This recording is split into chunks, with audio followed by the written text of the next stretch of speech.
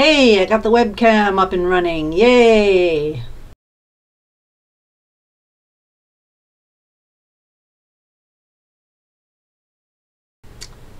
Welcome to another one of my makeup videos, trying to catch up on the days that I missed.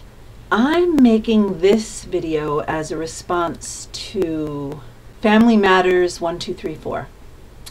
And she did a Twilight book review and she's doing a 2-book giveaway, which is nice.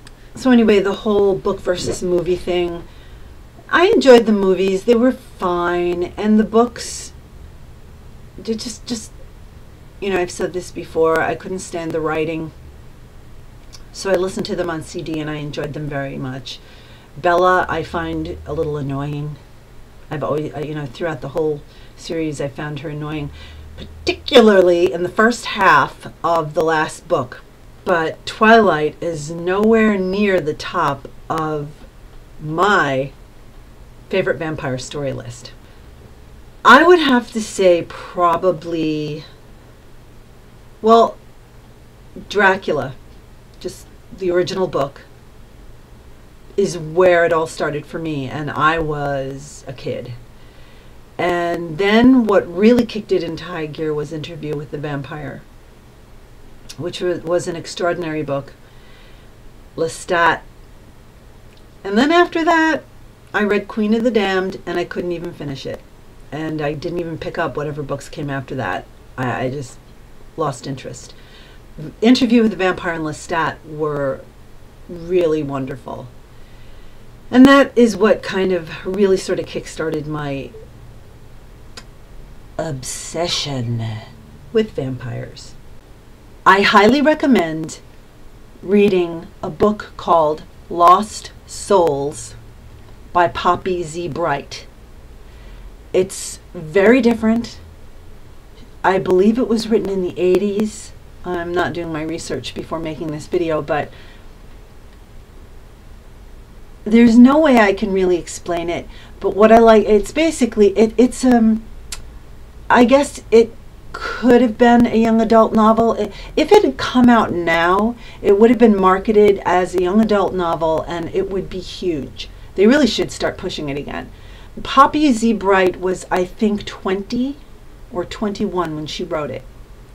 Really mesmerizing writing. Just beautiful, beautiful writing. Her vampires are sort of mutant humans. They have a whole different set of abilities and needs. But again, as with all good literature, as far as I'm concerned, it's the characters that you get caught up with.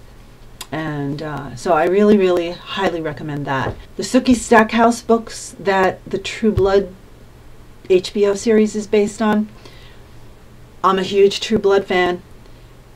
The books, Charlene Harris has a great imagination. You know, I've said this all before, haven't I? 2 other good vampire books are The Passage, which I told you about, I finished listening to a while back. And then there is a series, I think it's a trilogy, and the second book just came out, by Guillermo del Toro, who, I don't know if he wrote it, but he definitely directed Pan's Labyrinth and Hellboy, which I know that sounds crazy, but that was a really good movie. He wrote this with someone else. It was called The Strain, and that was the name of the first book, and it's called this, I think it's called The Strain Trilogy. The second book, The Fall, is what I'm listening to now, and it's really good. And it's vampires as a disease, but so much more. So I would definitely recommend those 2 books. So I hope you check those out. Family Matters 1, 2, 3, and anyone else.